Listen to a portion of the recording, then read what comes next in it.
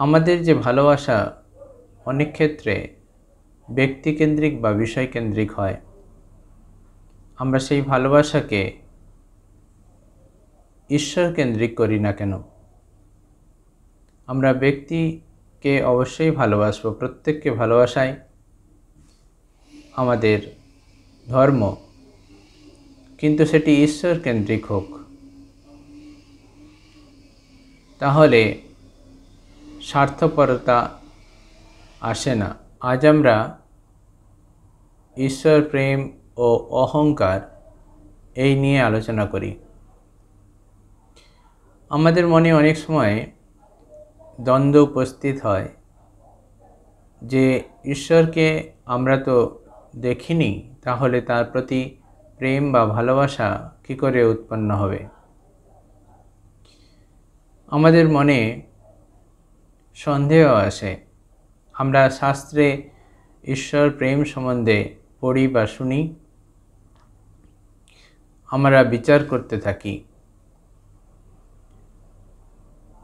এরকম তো অনেক হয় যে কোনো একটি বিষয় বা কোনো একটি স্থান সম্বন্ধে আমাদের জানা হয়নি বা দেখা হয়নি, অথচ সেই বিষয় বা জায়গার প্রতি আমাদের একটি স্বাভাবিক টান উপস্থিত হয় এবং সেই ব্যক্তি বা জায়গার প্রতি যে ভালোবাসা তা আমাদের আকর্ষণ করে সেই জায়গাতে নিয়ে যায়।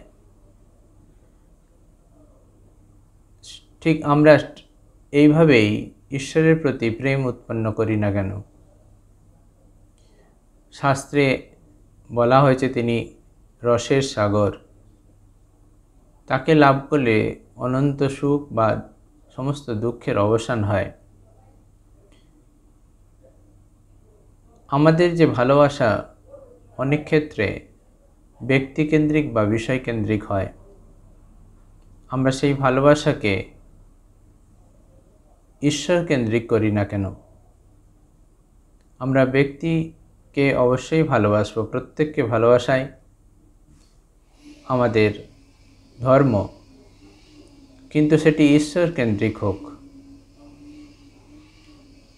তাহলে স্বার্থপরতা আসে না। ভালোবাসাতে স্বার্থপরতা রূপ ভেজাল আসতে শুরু করলে তা স্বার্থপরতার শেষ অংশে পর্যবসিত হয়।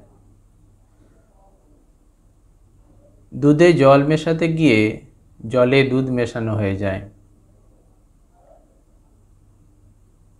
যে কোনো কাজ, দৈনন্দিন প্রত্যেকটি বিষয় বা কাজকে আমরা ঈশ্বর চিন্তার মধ্যে দিয়ে, ঈশ্বর ভাবনার মধ্যে দিয়ে করার চেষ্টা করি।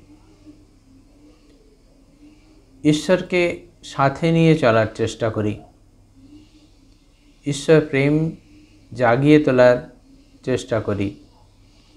তাহলে আমাদের অহংকার নাশ হবে। ঈশ্বর প্রেমে অহংকার থাকে না। মনের নিম্নবৃত্তিগুলি তখন আর আসবে না। প্রকৃত ঈশ্বর প্রেমে আর হিংসা একসঙ্গে থাকতে পারে না।